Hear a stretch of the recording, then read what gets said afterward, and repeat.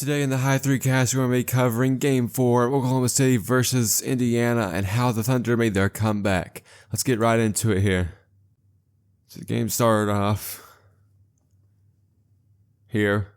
Oklahoma City tried to get set up some offense, and you see a good tack there by Dort. Dort was aggressive early on, and he kind of simmered out towards the end of the game here. So we're getting down to the highlights here. Halliburton with a good look. Tried to shoot it to E. Smith with an even better look. And it was cash. Indiana was cash from three this game. So Halliburton, a big downtown three right there. That was wild. I remember seeing that. I was like, there's no way that's going in. And it was cash. Halliburton, crazy shooting right there. I mean, that is ridiculous, dude. That is from literally way too far downtown. I could definitely not like that. That's crazy. Siakam, trying to get some work in here, and he said Nim hard for three. And once again, Pacers hitting their corner threes. They kind of dominated early here in this first quarter. And what a game. Speaking of Caruso right there, what a game from Caruso. Scored 20 points off the bench, man. He was huge for Oklahoma City this game. He was absolutely a crucial piece. 20 points, 3 rebounds, and 5 steals off the bench. It's crazy. And J-Dub, that aggressive attack there. J-Dub kept him in it for sure. 27, 8 for 18 shooting. Siakam, man, he had an outstanding game. He had 28, 5, and 5. That's just ridiculous. SGA had another great game as well. Kind of struggled early a little bit. Right here, he's kind of cooking, but he kind of had those little short spurts. But throughout most of the game, they were shutting him down. 8 points there in the second quarter. TJ McConnell, another good play. Didn't play as good this game, of course, but you know he had a good game there. SGA, another good move there. Neesmith he's trying to drive there. He's got him on his shoulder the whole way there. You see right here, he's got him on his shoulder. Hold on, There's my mouse. Okay, you see him right there. He's got him right there. He goes to that shoulder bump right there. Easy push, little push off, little marginal contact there, shot. No big deal there. Oklahoma City took back the lead right here in the second quarter, but once again, Shea gets burnt defensively by TJ McConnell, man. He's just such a great spark for the Pacers. And I don't know why that was called a flagrant, I'm going to be honest with you. That should have been called just a regular foul. But it's because of this double text nonsense. They thought that they had to call that. I don't know. It's just a hard foul, bro. Let's see here. Nimhard bites for the steal. Get Scott Foster on my screen, bro. Nimhard bites for the steal right there. SGA goes the opposite direction. No help by Siakam there. And he's got an easy layup right there. SGA needs to do more of that attack into the rim stuff. He needs to stop worrying about them fadeaways and stuff. That's bad defense there. Chet Holmgren. Indiana. J-Dub got burnt right here by the Obi Toppin screen. Let's break this play down here because this is kind of how they did a lot here in the second and third quarters. Got burnt right there. J-Dub. Halliburton's passed him already. Chet with some help there and just didn't recover. Good pass there. That's just a good pass by Halliburton too. Knowing that he's going to be open right there. It's good court awareness. Halliburton just too quick there. That was a ridiculous layup. I remember that. I was like, what in the world? Yeah, that was crazy. Going into halftime here. Indiana kind of dominating the game most of this first half. Just looking like the better team. Oklahoma City couldn't buy a bucket from deep. It was bad, man. That was an and one right there. So third quarter action here. And one for J-Dub. Neesmith not even close to their end zone. It's tied up at 62 right here. Now this is where it's important to watch because that was an insane shot on Nimhard. This is where it's important to watch because look at this. This is where the Pacers go on their run right here. Nimhard, outstanding shot. That's just ridiculous. Miles Turner. Bro's acting like he's a freaking Kobe Bryant out there. Some 6'11" guy making those moves. SGA to get a steal there. Has a nice job. At this point, 74-68. Looking good for the Pacers. SGA. Another tough shot right there. Finally got some separation from Nimhard. But the Pacers, they just kept making their threes. That's the difference in this ball game was at the 3-point line. Pacers 11 for 36, and the Thunder 3 for 16. Pacers didn't shoot that well from the three, not really at all, but they still made so many threes that it was enough. Oklahoma City only made 3 threes. Tough there drive there.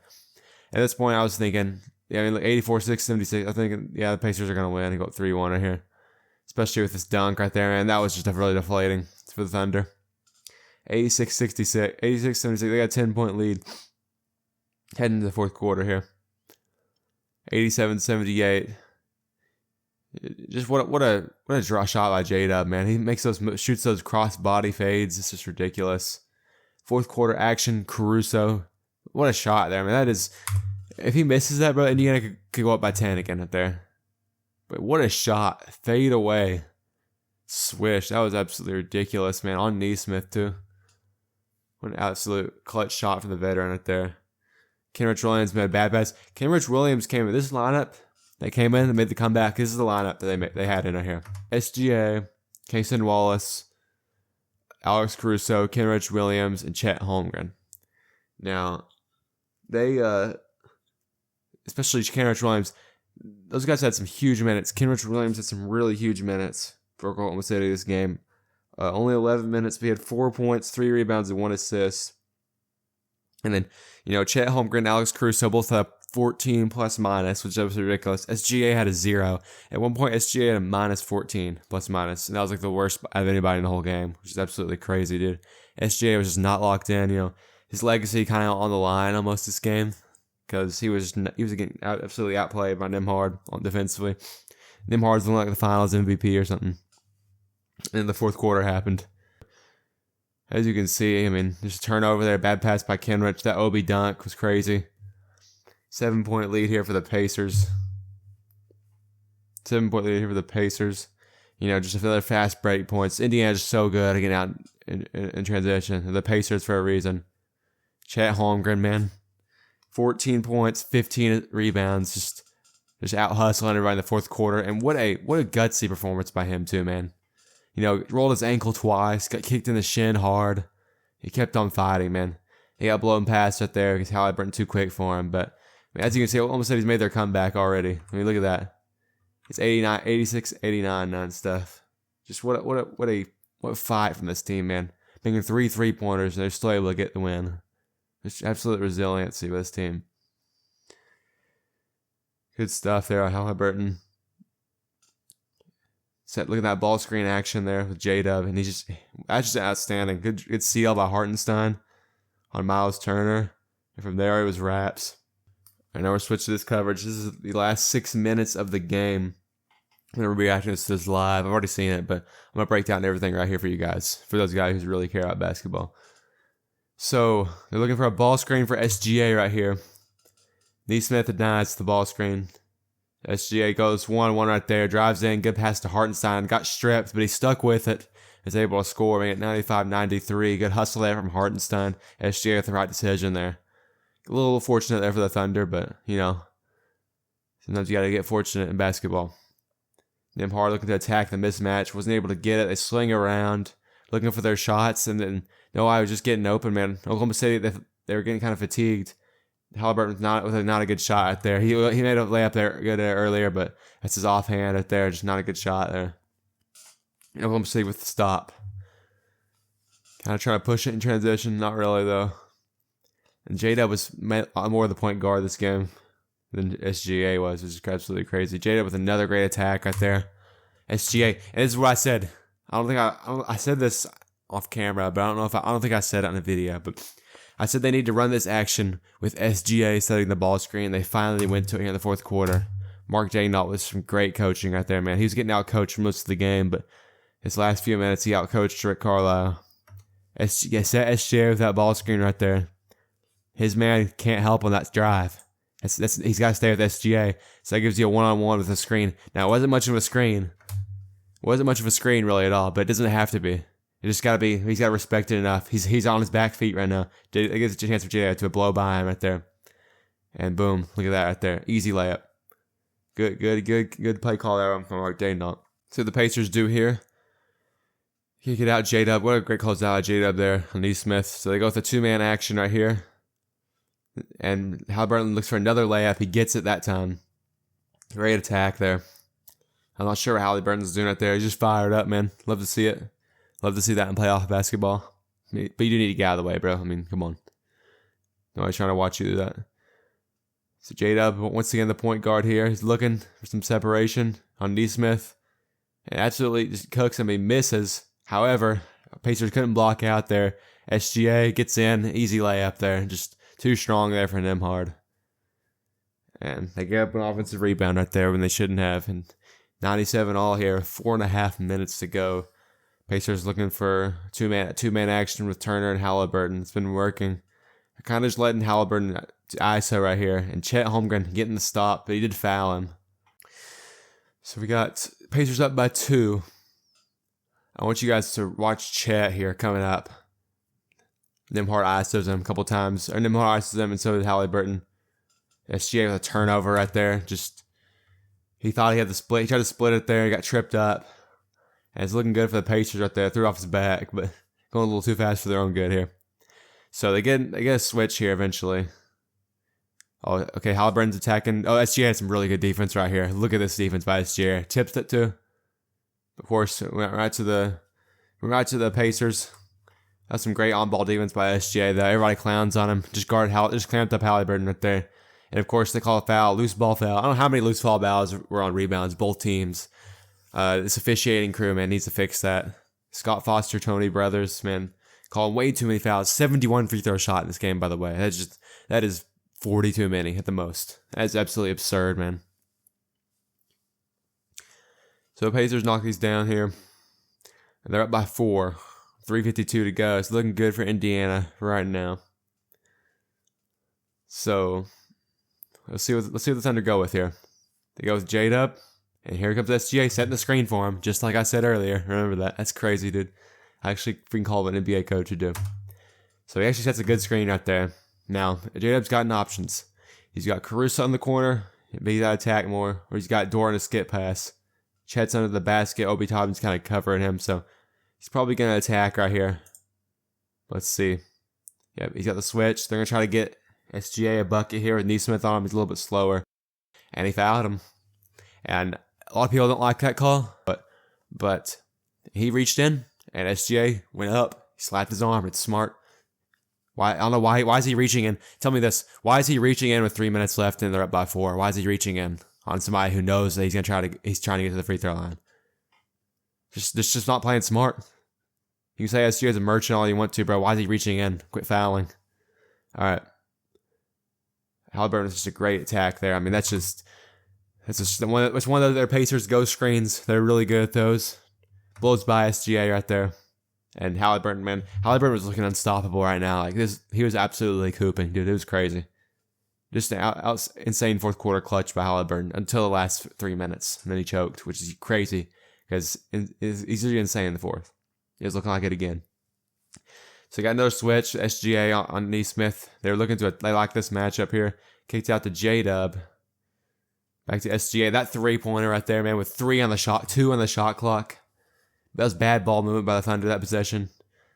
And they still made that was their third 3 of the game, I'm pretty sure. That's it. Swish by SGA by the MVP, man. That was just a huge shot. Down by 4. They miss that one, they lose, probably. What an insane shot there by SGA, bro. So Dort on them hard out here, playing really good defense. Let's see. They're looking for a 2-man action with Neesmith and Nembhard. Try to get Nembhard a bucket here. And Chet absolutely blocked that. Great defense by him, man, helping over.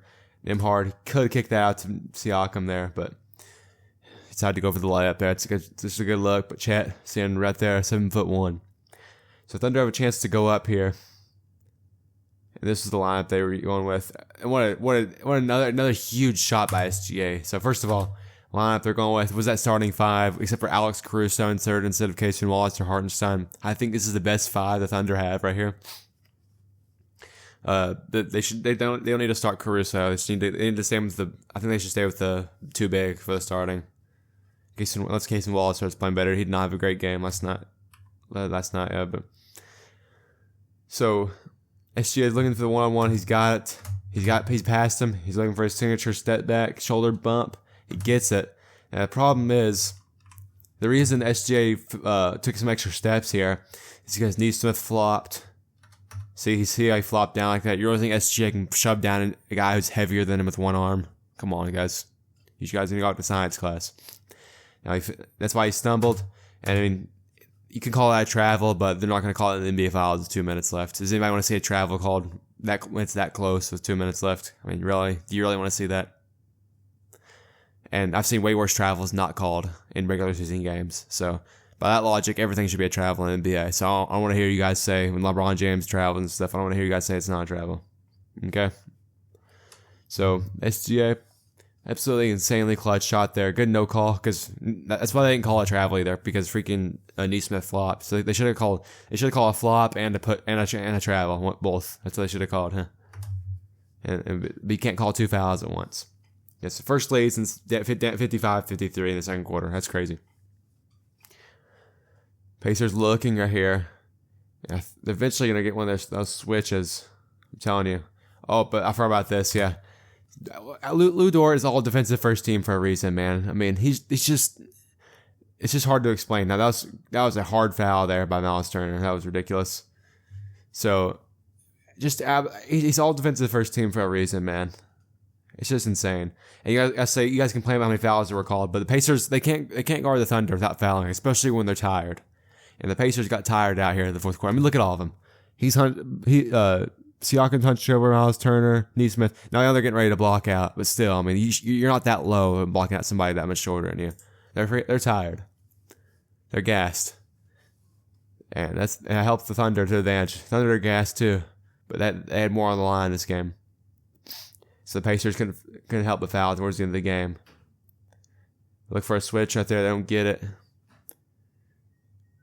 Halliburton looking to attack SGA. Here's the switch I'm talking about.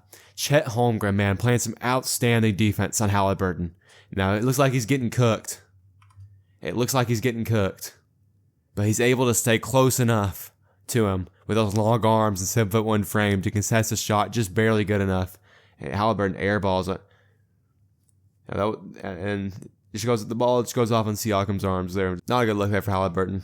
Should have. That's not what he's trying to do, man. They need to get better. They can have better threes looks than that. So why did it skip like a whole minute? What in the world? What the heck?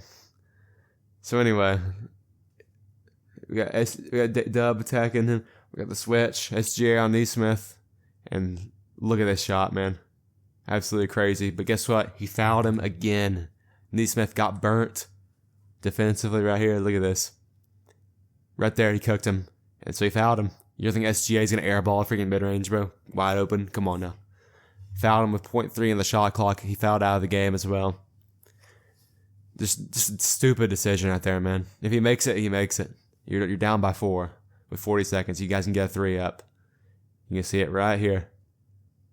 Hard slap on his right hand right there. Here we go right there. Look at that, guys, right there. Just a foul. It's just literally a foul. We got 44 seconds left. This defensive possession, you won the game for the Thunder right here. I want you guys to watch this. They get the switch. Chet's on Halliburton again. This is what they want. Halliburton's a good ISO player. Especially against somebody who's taller than him and slower than him. Tries to attack to the rim. Chet cuts it off, and J-Dub helps off there. So he dribbles back out to the 3-point line, trying to get him again here. He's looking for a shot. Tries to get by him again. And he decides to kick it out to Myles Turner. He shoots that one. He hasn't shot good at all this game. Almost air balls there, shot off the front of the rim. And they call a foul. So Mathurin what's the line here? And Mathurin absolutely just loses the game for him. Misses the free throw. He had 27 points in game 3. And I knew he wasn't going to play as good in game 4. Misses them both. Chet with the rebound. Clutch rebound. And they call a timeout. So they try to get it in. SGA right there. And Halliburton, a nice steal there. Mathurin takes it in. J-Dub fouls him. Lands hard on the ground there. NBA fans are kind of worried right there. Gets up though. Thank goodness. Hopefully there's no injuries in this playoffs. We don't want to see that either team. So Mathurin goes to the free throw line again. Has a chance to redeem himself right here. And what do you know? He made that one. He missed the first one. They didn't show it. So get the ball in and they foul. Why are they fouling with the ball is even in bounds? It's just a free throw. What are they doing, dude? Mathurin just literally tackled him. Watch Mathurin, guys, right here. Boom! Bro literally tackled him. Mathurin just honestly is costing the team his game right now. I mean, he's a young guy, but he really played really good, outstanding that third game. So you're kind of surprising to see this. What a great game. What an insane comeback by the Thunder. Was not expecting it. I expected the Pacers to win this one. And throughout the first 3 quarters, I thought they were going to win. And I was like, oh no, the Thunder's coming back here. This could be crazy. So, anyways, thank you guys for watching this episode, this breakdown of the Game of 4. 2-2 series. We'll come back to Oklahoma City Game 5. It's going to be a fun one to watch Monday night at 7:30. I'll see you guys in the next one.